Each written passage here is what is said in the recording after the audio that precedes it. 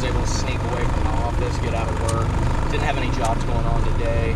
I've got a really big job starting up tomorrow that's going to tie me up for the next few weeks. A lot of weekend work. So I just wanted to get away today, do some fishing. There's a, we'll call it a cool front blowing in. It is May, so it's not really going to be considered a cold front. It's going to drop the temperatures down 20 degrees or so. I do like to fish and hunt around these fronts, especially with catfish. Last night would have been ideal. I thought about going flathead fishing. I just had other stuff to do. Since time at work, you guys know how it is. Either way, I'm excited to be out here this morning. I caught some shad. I pulled up to my spot just a minute ago. I've been just kind of looking at it. I could do a drift today, but I think that they're up shallow feeding right now, so I'm going to anchor up, double anchor, keep the boat from sliding around. Going to be fishing with straight live shad. I do have some vacuum sealed perch, just in case I had trouble catching shad this morning. That wasn't an issue, so I'm going to stick with the fresh stuff, and if I start running low, I'll go ahead and hook that up. I don't plan on fishing long. Like I said, there's a front blowing in, so it looks like it's going to be 15 to 20 mile an hour winds here in about 2 hours. And you know how it can get when these little fronts blow through, so it's not necessarily where you want to be, is out on the water or trying to load up a boat. Anywho, we're going to go ahead and anchor up, get these rods out, and catch some fish. Stay tuned, guys.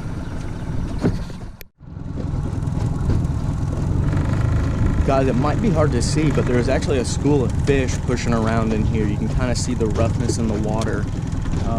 We're right here on this point. It could be hybrids or white bass. Oh, there's fish. There's shad pushed up in there. I think you guys probably saw those pop.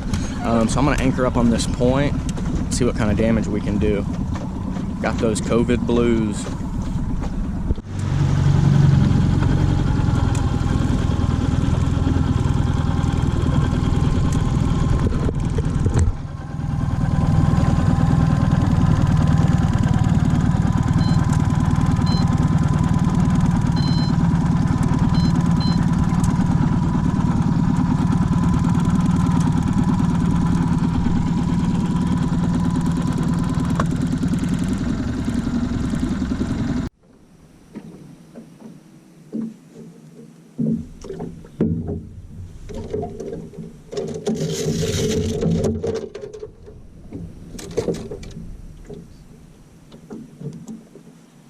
One humid morning, guys.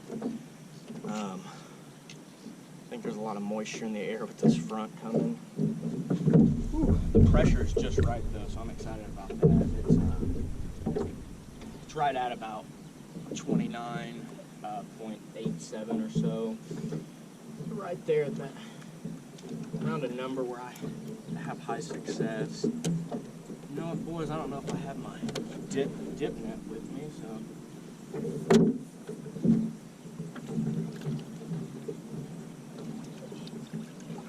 I have to do it the old-fashioned way.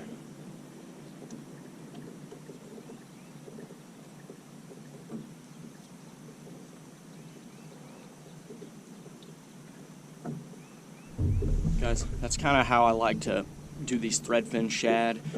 Break the end off to get plenty of freshness, and so you don't waste that tail. I like to put it on here, kind of make sure it's not going to block your hook, remove any scales from it. I don't really care if there's some down low, but get them off the point of that hook, or you will miss those fish.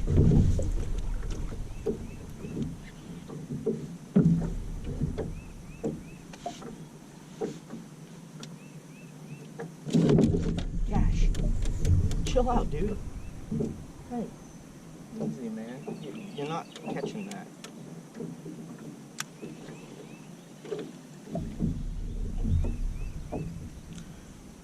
Alright, guys, I missed a fish the other day because I was running a lot of rods. I thought I had my drag tight enough, but it was a big fish. And if you have a circle hook, definitely make sure it's tied on that big rod. And on some of my yellow cat rods, I like to use a traditional style hook, an octopus, something like a sharp Gamakatsu, something that's, you know, if they're nibbling on it, you know, slow playing it like a yellow cat does. That way you can just set the hook on that and reel them in. because when you're sitting there with a circle hook, if they don't take it, really put some pressure on it, you're not going to hook them. So I do like to mix these hooks in. I don't have a problem hooking these fish in the gut or anything. I mean, the way those flatheads tend to bite, it's not a real big issue.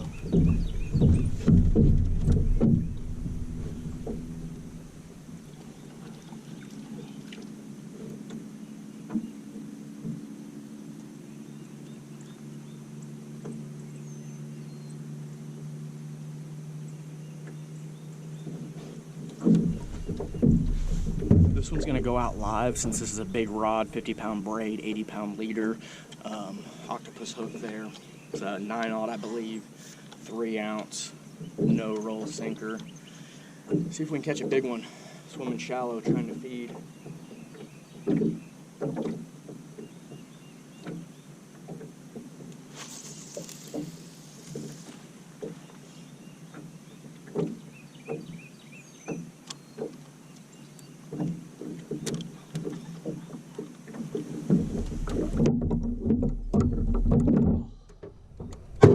Again, boys and girls, check your drag.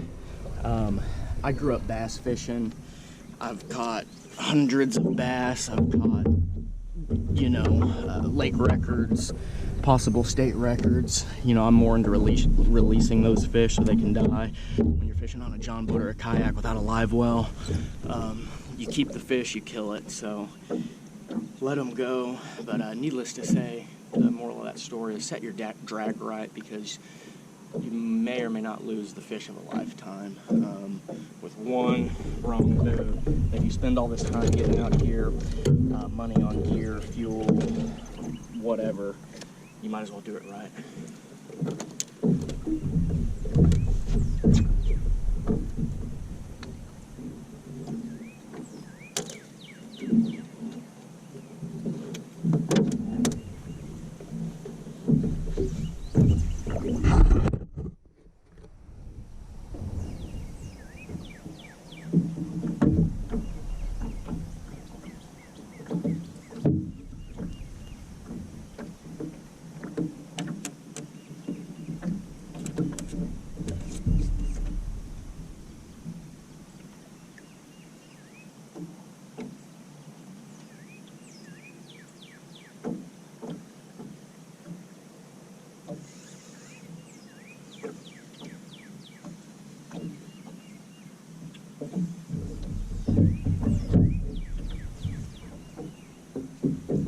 Love it.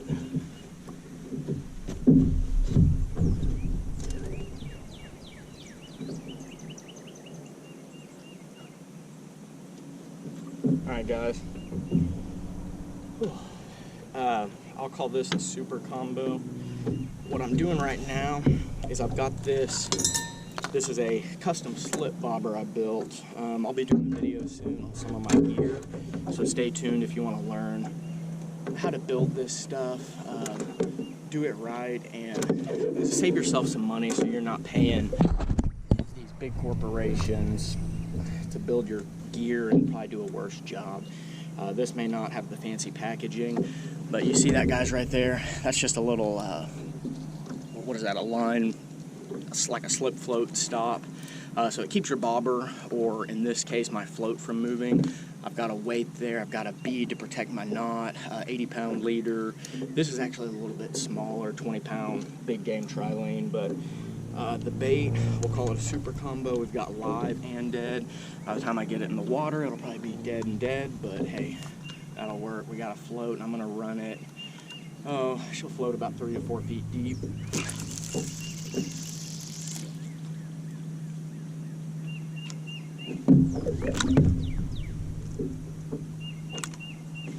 Again, check your drag. You don't want it too tight either.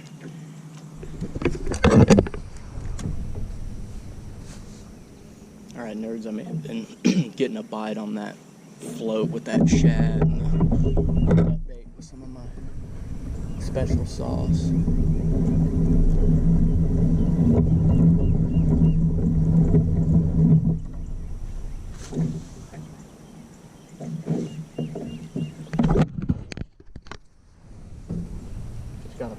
some voices. Circle hook on it.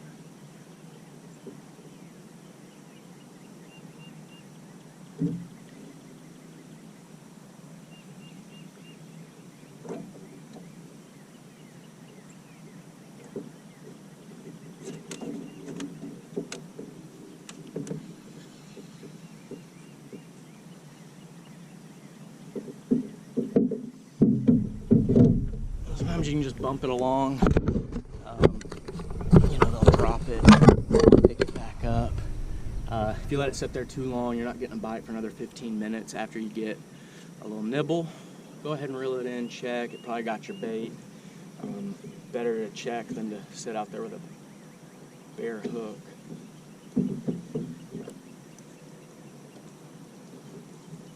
Guys, this is another one of my custom rigs that if you want to learn more, I'll be doing a video on how to make this stuff yourself. It's pretty easy. You're not going to find a weight like this anywhere. I made that weight in my garage, so I'll teach you guys how to do it. It's relatively simple, and you can most likely make it with stuff you already have.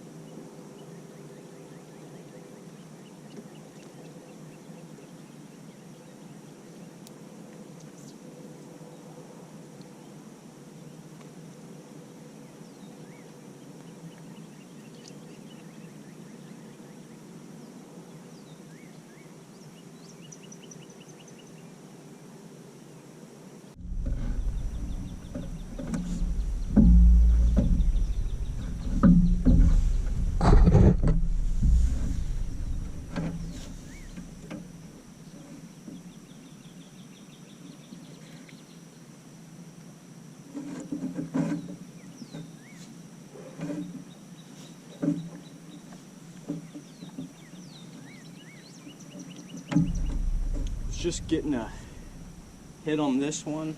Guys, help me keep an eye on it. Holler if you see it go down.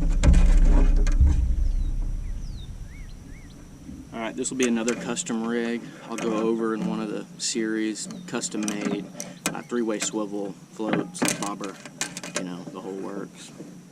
7/0 octopus circle. I'm sorry guys, it's actually an offset circle.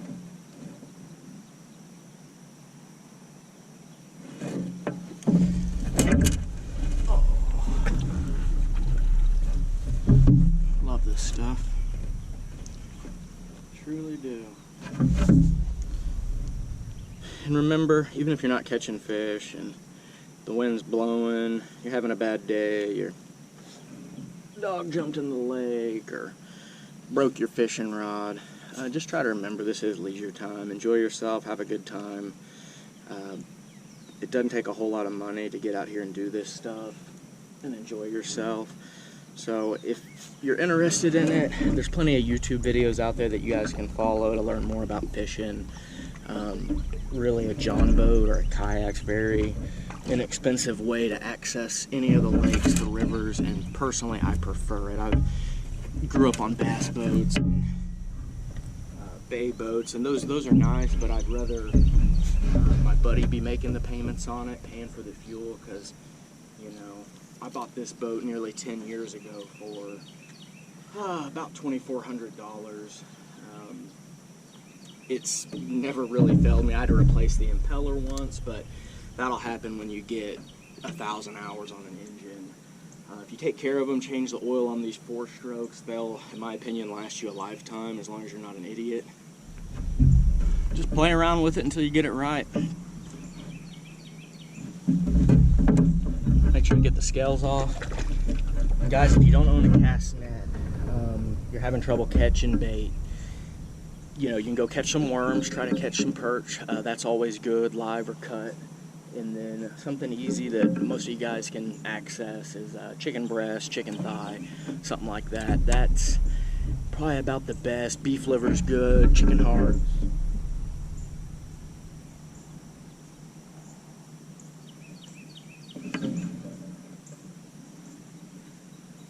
Sorry boys, thought I heard a clicker and may have been getting a little nibble or something, or it could have just been a shift in the anchor.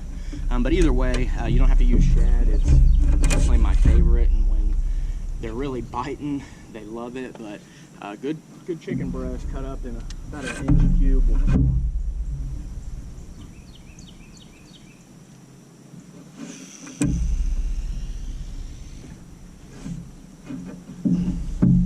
Another thing I'm doing, guys, is kind of fan casting this area. I'd like to fish a lot of rods, as you have probably seen. If I'm out here, the lakes that I have easy access to are typically pretty tough fishing.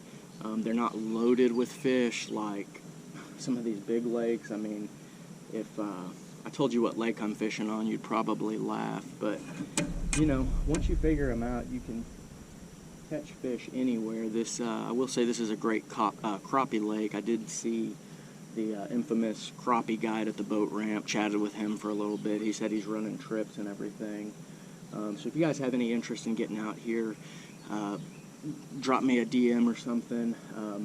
I'd love to tell you about some free spots you could access, or even some guides. I will be getting into guiding myself probably in the next year or so.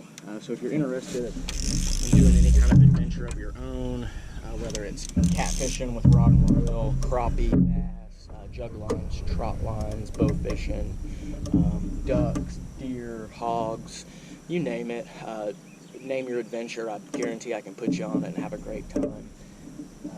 I also have a no catch, no pay guarantee. So if you did book a trip with me and we didn't catch anything, don't worry, you won't be obligated to pay, because that's, you know, nobody enjoys that.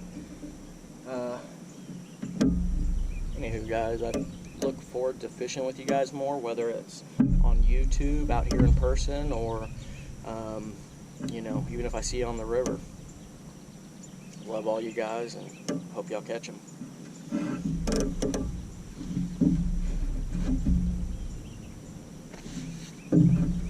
The other thing I love is coffee. I'm not fishing without it. Damn it.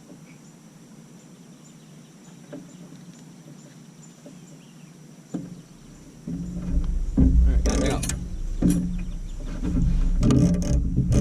I forgot this one's on a circle hook, so I'm gonna lock it down. With a circle hook, you don't, some guys would disagree. I like to leave it locked, and I don't like to leave.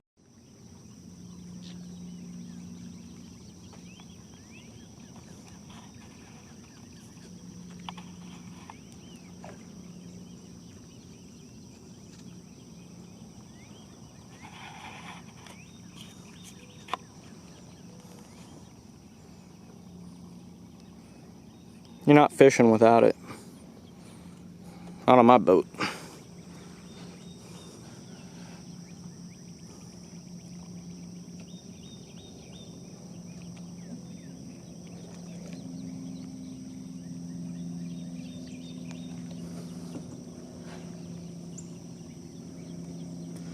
And another thing, people, you don't need the most high-dollar rods to go fishing. If you're fishing bass tournaments, saltwater tournaments, catfish tournaments, guys, that may just be the boat rocking or we're getting a bite. If you're fishing tournaments, yeah, I'd say go get you at least a good $100 rod, a Falcon or something like that. You don't need a $400 custom rod to catch a damn fish. Guys, I had the camera off there for a second, but this float just got hammered. Got a decent fish on it. Forgot my net. Oh, he's not a giant. He'll be manageable without the net, but shit, guys, go over your list, check it twice, because man, without a net sometimes you will guaranteed lose the fish you've been dreaming of. Whoa, Bubba. Slow your roll. Literally, your roll. Put it. Hey, if you talk to your fish like you do your dogs, you're probably my kind of people. That one barely hooked him. That wasn't a circle hook, so you got to be paying attention when that float and that rod bends over. We'll say this, boys, he hammered it. I don't have a cooler either, so, you know, guys, I don't need a catfish. Let this guy go. He'll swim another day. So he's released. I've got a freezer full of fish, but seriously, if any of you guys need any meat, hit me up. We can work on a fishing trip or something like that. I've got some spots I don't mind sharing with my friends. So seriously, contact me, drop me a line. I'll tell you where I think you could catch them off the bank, or you know, if you got a kayak or a boat. I've been doing this my entire life. This isn't something I woke up yesterday and decided to do. You know, when I was a kid and people asked me what I wanted to do when I grow up, you know, and I told them, professional fisherman. That dream is still true today, and I plan on making it happen. And if you have dreams like that too, whether it's fishing, hunting, hiking, race cars, whatever, go do it. Mountain biking, anything you love, whatever makes you happy. Because again, guys, I own a small business. I do love what I do professionally, but I'll be honest, people, if I could wake up at 5 a.m. or 4:45 every day like I did today, get out on the water and do this, I would, and I wouldn't complain. I landscape and I'm an irrigator full-time, so it's pretty hard work. Since I started my own company, I mean, there's a lot of labor and repairs I just do myself. It's how I remain profitable and in business, especially during a time like this. But it has its ups and downs, guys, and it's damn hard work, and anybody that does it knows that. So don't ever think landscaping may look easy, or you're just, you know, like anybody can do it. Anybody can do it, really, but better be willing to work your ass off. And you know, most of you college kids, those soft hands that don't look like this, aren't scarred up, rough as shit, you're not going to cut it, and I guarantee you're not going to make half a day in 100-degree heat. So, you know, before you go starting your landscape company thinking it's easy money, you may go work somewhere first at a landscape company. So guys, I caught that one out at the front of the boat. I'm going to recast this out there, kind of at the tip of this point. I think that fish, based on where that float was sitting, I'd say it was probably caught in about, I think it's about 10 to 12 feet deep over there, so not too jabby.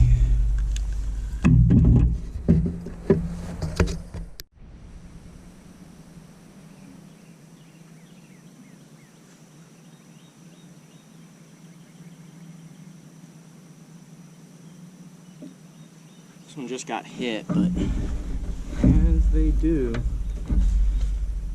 that fish dropped it and I'm guessing moved on. Stole my bait. I don't know. Oh, the float's getting, float is moving, boys. I can't flip the camera to show you guys this, but.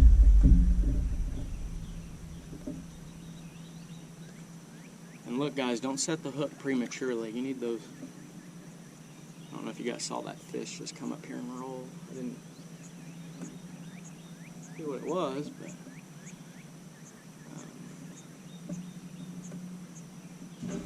I'm just gonna leave this rod here. That float was moving, but it quit. Ever so slightly moving around.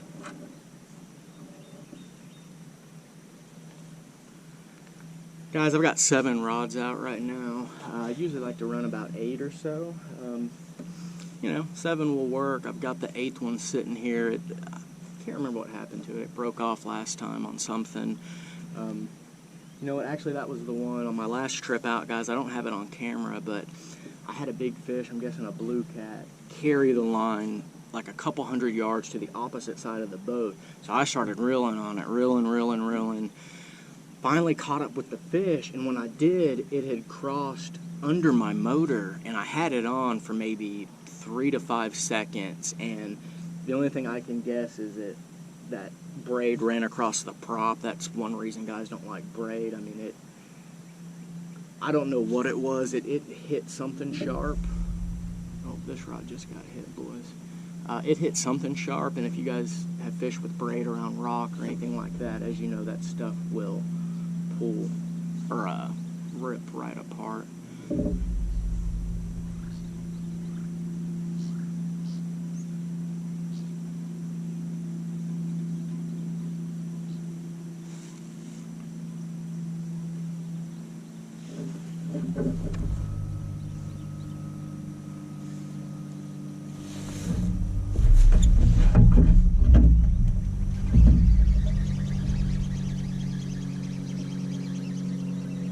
Oh, damn, guys. I was getting a bite on that one. I think I prematurely reeled it in. You know, that's what it looks like. I think I'm gonna throw a piece of fresh bait on there. Take that back, guys. I'm running a little low on bait. I'm just gonna recast it. I'm gonna do my little magic trick to it though. Get those fish biting.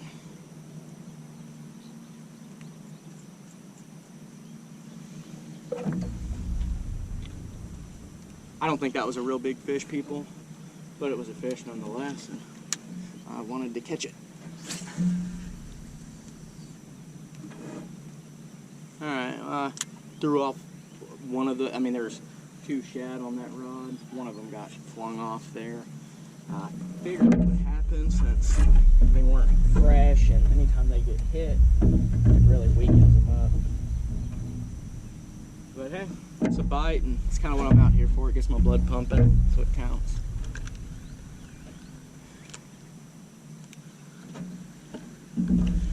It's kind of like hunting.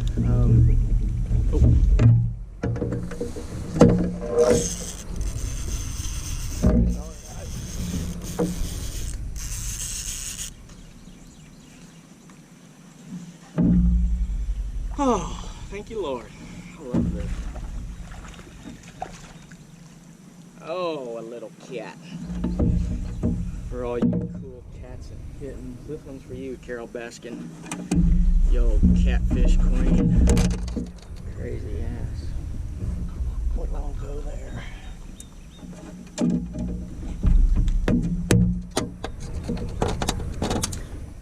If you are new to catfishing, especially blues or channels, be careful with them. These will not feel good if they puncture you. Again, guys, we don't need this. We're letting it go to grow up and be a big boy.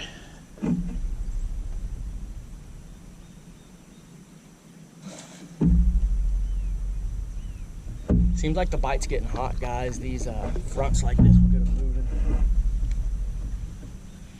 And boys, my battery's done. I got. All right, Catfish Kings. These are those vacuum sealed perch. I'm running a little low on shad. I've been having some good hits and getting robbed. I want to throw on a little bit bigger chunk of bait. I've got that rod back there on the right hung up. It went slack. I started reeling it in. It felt like there could have been a fish on it for a second, and I think it took me into some brush.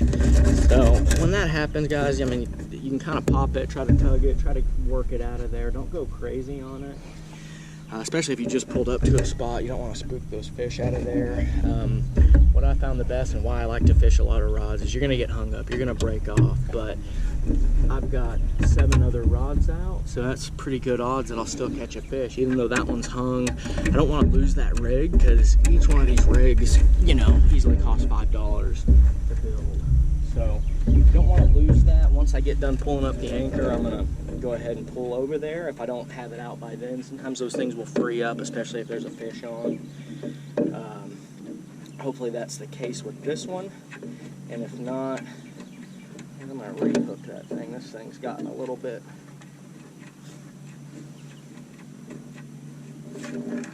soft in that old freezer.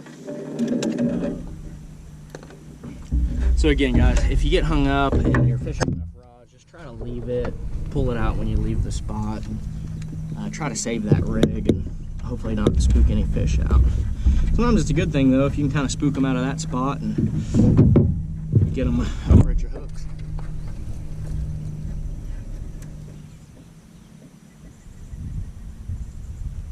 Okay, people, anybody that knows me knows I like to fish a lot of rods. more rods, more fish, more fun. That's what I always say. Right now, back to that rod that's hung up. I may have 7 other rods in, but I want 8. And that thing has just been pissing me off, plain and simple. I'm gonna leave it alone. I'm gonna keep fishing, but just know I want that rod baited. That's one extra possibility to catch that lake record, boys. This one just got hit, y'all. I'm gonna leave it there. Let it hit it again. Let it take it. Premature if you were to pick up that rod now. It just, oh, there it is again. It's a little fish, and it is a circle hook. So if it starts bending down, maybe you're not sure if it's on. What I like to do is reel down. Hopefully we can get this bad boy.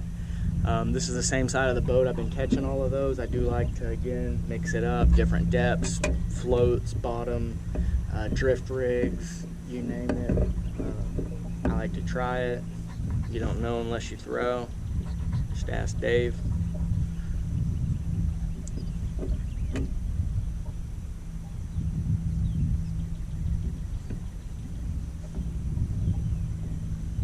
And sometimes if you get impatient like me, this rod, I had that little nibble. I may have taken my bait. Hold on. I think it may be on there. I'm gonna try it.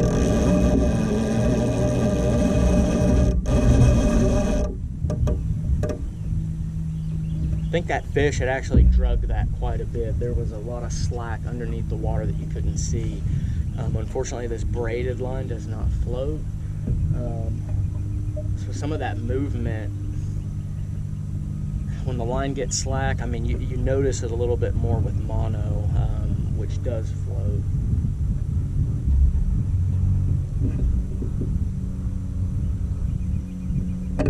Got a bite over here too, guys. Hopefully we can get one of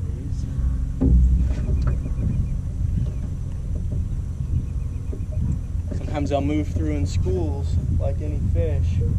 So times like this, you start getting bites, you're likely to double up.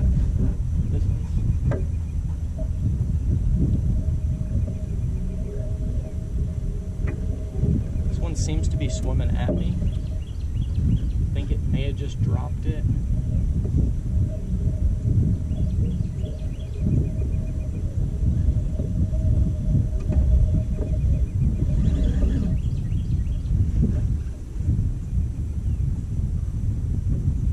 Sometimes I tend to mess with it a little bit early too, guys.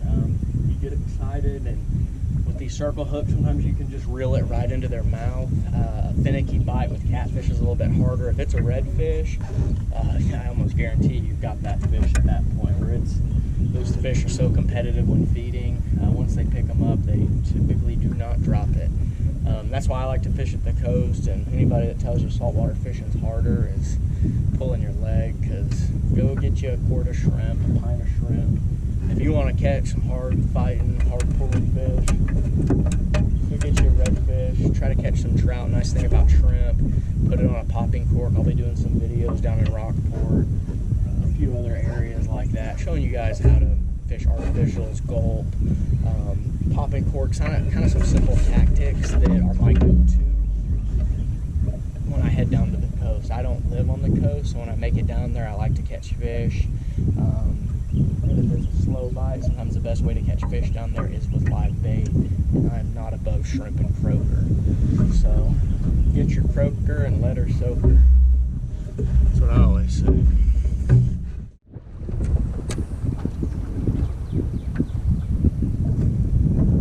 Okay, lizard people, I've had a few bites. I probably need to check the baits in a minute. As you guys can see, the wind's picking up, it's changing directions. I know by about 10 o'clock I'm gonna have to get out of here. That wind's gonna be 20 miles an hour. I will probably push it to the last minute, and I will probably get caught in that wind. But I've been doing this all my life, and that's not a real big concern. But if you're not experienced in this, please don't do it. And I may be very experienced, and that is the reason I wear this life jacket. you slip up on one of these John boats with these muck boots, a slick pair of tennis shoes, Crocs, you bust your face, hit your head going overboard, get tangled up in some line, you name it, dog knocks you overboard. You've got your pockets full of stuff, you've got mud boots on, especially if that water is cool or cold enough to shock you. Your first reaction when hitting that cold water is a deep breath. I promise you. You may think you're an expert swimmer, but come duck hunting with me and let me just push you in the water when it's 50 degrees. So especially if you have a pair of waders on, a pair of boots. My dad said to never go out on the boat in boots, so I'm kind of breaking his cardinal rule. But he also didn't wear a life jacket, and they didn't have these. They may have had these automatic inflating ones. It also has an emergency handle to pull. They might have had them back then, but we sure couldn't afford it. So we had life jackets in the boat, but you know, my dad was too busy bass fishing and drinking beers to worry about a life jacket. So needless to say, I'm kind of breaking his rule, but I also have done this a lot more than him. So wear your life jackets, people. It's kind of the cool thing to do, I would say, if you want to make it back home. I've gotten into some sticky situations in the outdoors, and a life jacket hadn't saved my life, but I do know of people whose lives would have been saved if they wore the life jacket. So just not for yourself, for your loved ones. I'm sure there's somebody out there that wants you to return. Just put it on and have fun. Get you one of these. I actually found this one on sale. I buy everything on sale. You know, keep an eye out for one on clearance, or maybe like a Christmas, Father's Day gift, you name it. If you got a birthday coming up, it may be a good gift that wife or loved one or somebody could get you to help keep you safe. I mean, they're relatively inexpensive. Cost of a funeral and, you know, cost of a life you're never going to replace. So put it on, have fun, catch some fish. That's all I got, guys.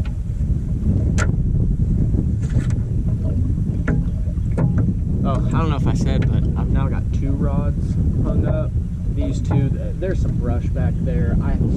I fished around this spot. There's a river channel out here that I'll fish midday, drift around.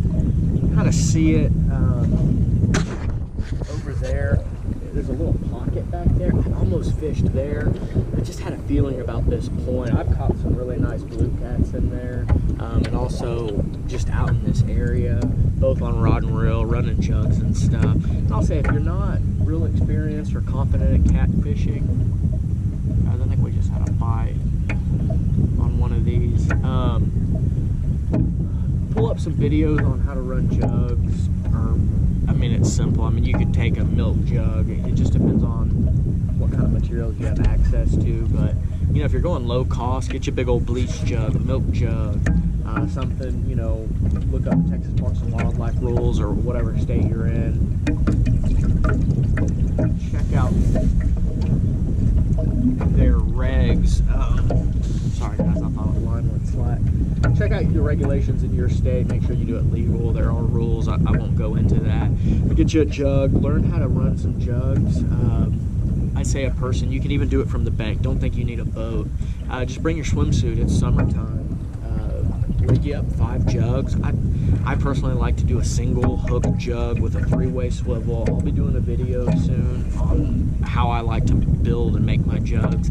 I'm not really into jug fishing anymore, or trot lines or limb lines. I've caught the biggest fish of my, or freshwater fish of my life on those, but you know, rod and reel fishing is my passion, and jug lines, trot lines, limb lines, they're all good ways to learn catfishing, to learn what the catfish bite, what hooks work, yada yada. I mean, you know, where to place them.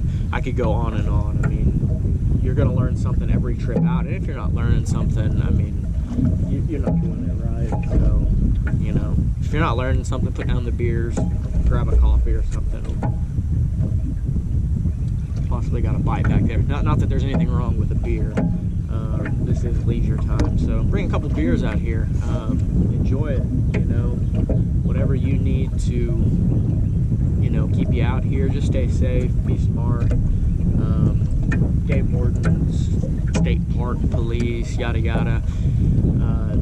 They do patrol out here, any lake in Texas, and they will find you if you're out there getting wasted, operating a boat, endangering the life of yourself, your passengers, other boaters like myself.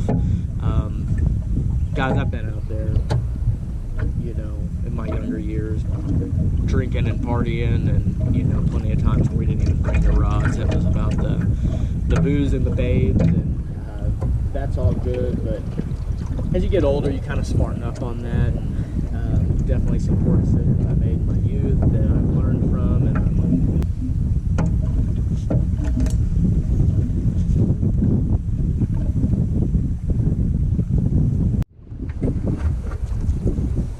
well, guys, they robbed me. Again, check your hooks. If you're not getting a bite and you had a bite, it'd be a good idea to check it if it stops. Maybe not right away, because I have had a lot of those fish. Pick it back up. Maybe you miss one.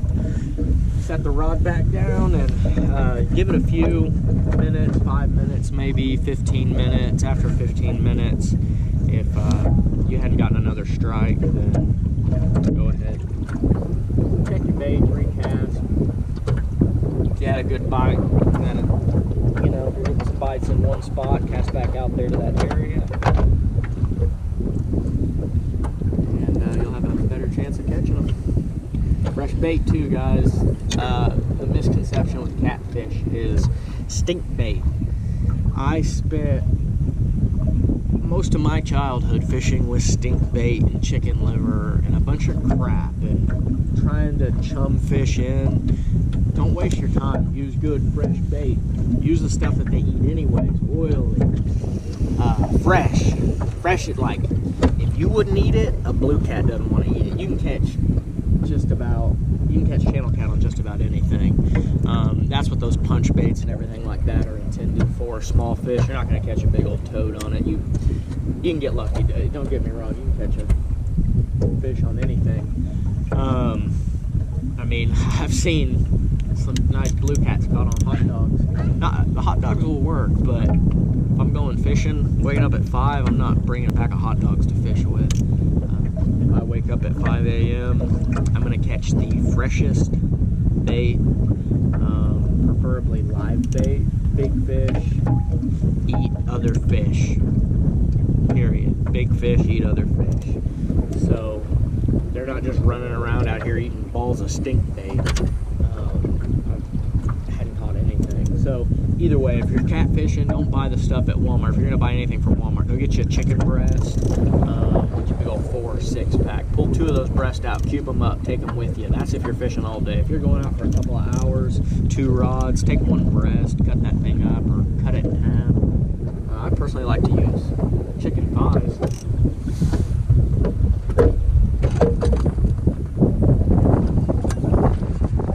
Okay, guys, I don't know if you can see that. It is 8:56.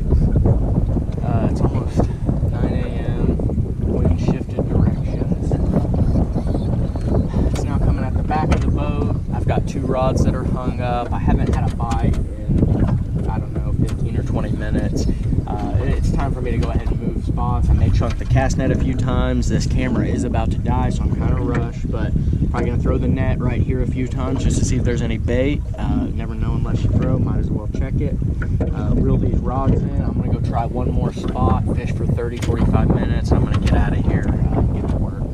But stay tuned, hopefully we'll catch some and we'll have a little bit more camera life.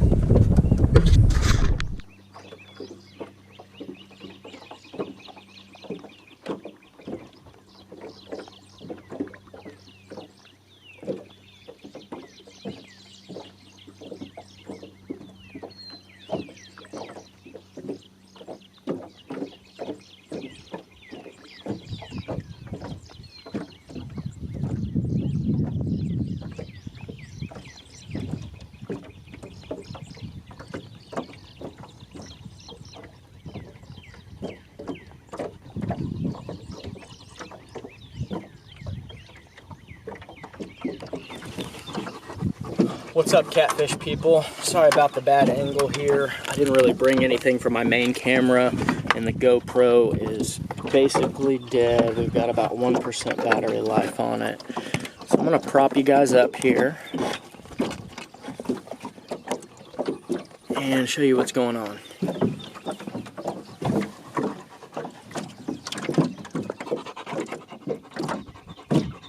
I've been at this spot now for about 30 minutes. It's the second stop of the day. It's 10:15. I've been out here since about sunrise, picked up 4 fish, had fun. I've got work to do. I need to get out of here. I mentioned there's a front blowing in. You guys can see it's about to rain here. It's been getting darker and darker. I need to go ahead and reel in these lines, pull anchor, and make the long run back to the boat ramp while it's safe. Any of you guys that have been out here before a storm, you usually know it's pretty calm right now when this pressure gets down to that low point. Once that storm sucks in here and the winds pick up, it'll go from 2-mile-an-hour winds to about 25-mile-an-hour winds, or gusting 35 or 40. That's how people are killed, whether it's a kayak, a john boat. Big boat, you're probably safe, but a bass boat or a little tracker, aluminum boat, you could definitely get into a sticky situation. If you ever do get caught up in a storm, there's lightning or something, it's a long run back to the boat ramp, don't risk being out on the water, pull up to the bank, you're gonna get soaked, sit under the trees until the rain stops. I've done it before, you'll be fine.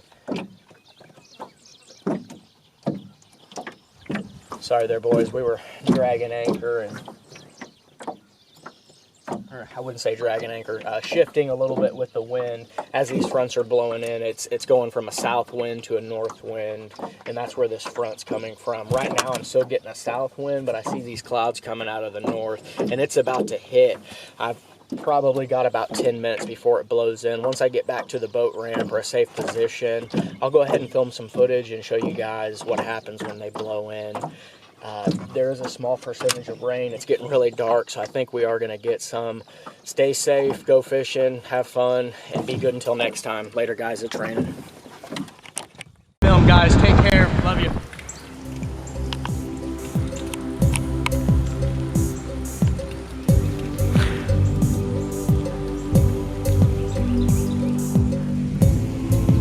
Okay, guys. It probably doesn't look like a whole lot of water, I'll be honest.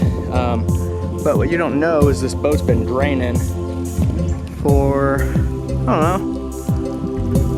know, 15 minutes or so. Still draining out. Here in Texas, we've got the zebra mussel. You need to drain your boats, clean them out.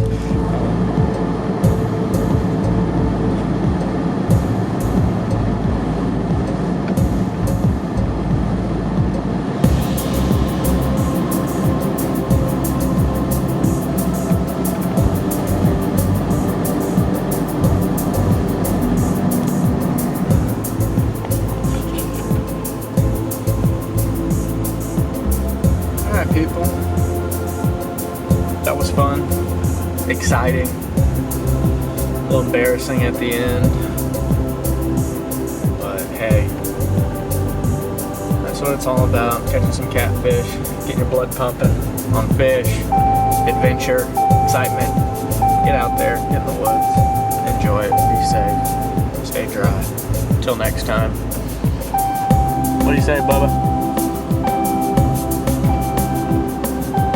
He said later, nerds.